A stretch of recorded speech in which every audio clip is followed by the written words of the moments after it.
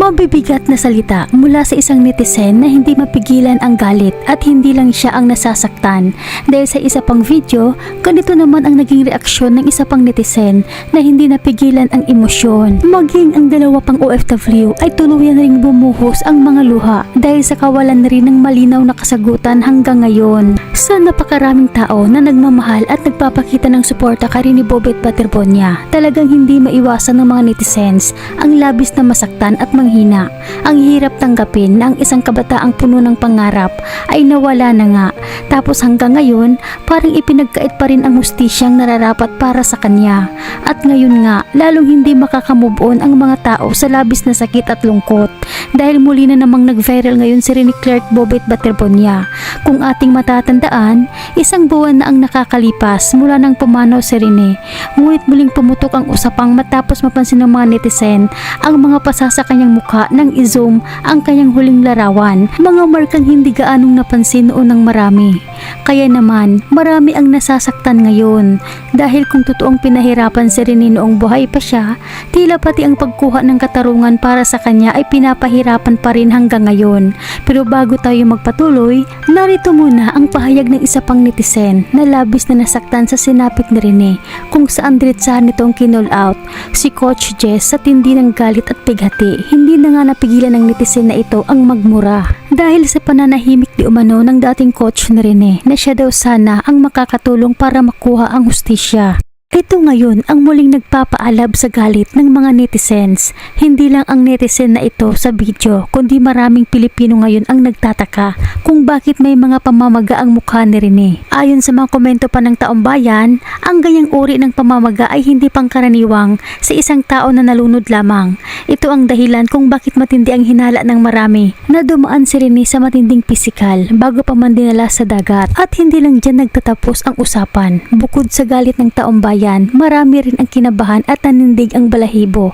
Sa video ng isang netizen, panoorin natin ang kanyang pagkukwento kung paano nagpakita sa kanya si Rene at kung paano ipinapakita sa kanya ang totoong pangyayari. Ito ang totoong realidad ngayon mga kababayan. Dito mo talaga mapapatunayan na sa panahon natin ngayon, tila pira-pira na lang ang labanan. Napakasakit lang isipin, ngunit kawawa talaga tayong mahihirap dahil kapag tayo ang nangangailangan ng katarungan, napakabagal at parang kailangan mo pang magmakaawa. Pero pagdating sa mga mayayaman at may impluwensya, napakabilis ng hustisya.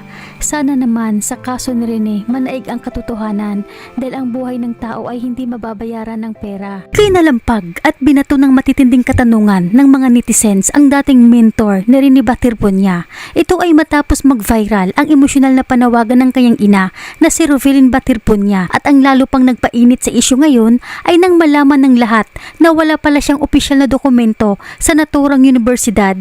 Kaya naman samot-saring puot, galit at pagdududa ang nararamdaman ngayon ng publiko sa dating mentor. At ang isa pa sa nakapagtataka na tanong ngayon ng isang netizen, ang nakakapagtaka, bakit pinauna si Bobet dun sa Manila kung pupunta rin naman yung mga teammate niya dun sa Manila? Dapat sana nagsabay na lang sila. Kung nagsabay lang sana sila pumunta dun sa Manila ng mga teammate niya, baka di sana nangyari kay Bobet yun.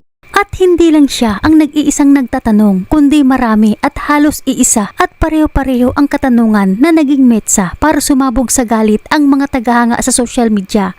Kung titingnan ninyo ang mga nagva-viral na post ngayon, hindi lang simpleng pagdududa ang nararamdaman ng publiko. Hayagan ng ginagamit ng mga netizens ang mga salitang sabotahe, traidor at ipinagkanulo umano si Rene para lamang daw mawala ito sa lineup. At hindi lang yan, heto pa ang isang post mula sa isang tagahanga na talagang bumasag sa pananahimik na ito. Hayagan nitong tinanong kung ano ba talaga umano ang ginagawa ng mentor ni Rene at kung bakit daw dinala si Rene sa Manila pero iniwan din di umano ng ganoon na lang. Binigyan din sa post na ito ang mga bagay na pilit nating hinahanapan ng sagot. Bakit hindi pala umano naka-enroll si Rene sa Ateneo at bakit wala daw kontrata? At ang isa pa sa pinakamatinding tanong sa post na ito, Bakit wala raw pera ang bata na hindi umanos sana mangyayari ang lahat ng ito kung nahandle lang ng tama? At heto ang pinakamalagim na nakakadurog ng pusong resibo na kumakalat ngayon sa social media. Ang huling chat ni Rene na viral ngayon kung saan kitang-kita rito na humihingi si Rene ng pera sa kanyang kuya para lamang may pangkain. Sa kabila ng kanyang estado bilang isang sikat na manlalaro, lumalabas na iniwan ito na walang-wala at wala man lang kapera-pera at hindi lang ito ang nag-iisang pagkakataon.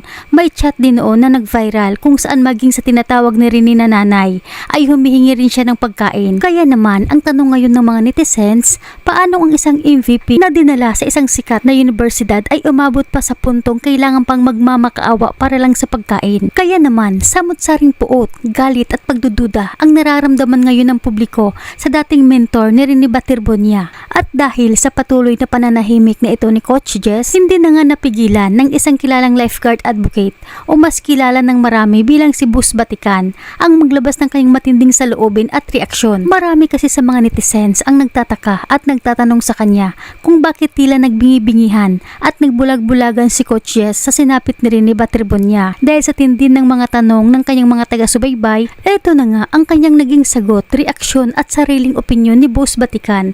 Narito pakinggan natin ang kanyang viral na pahayag.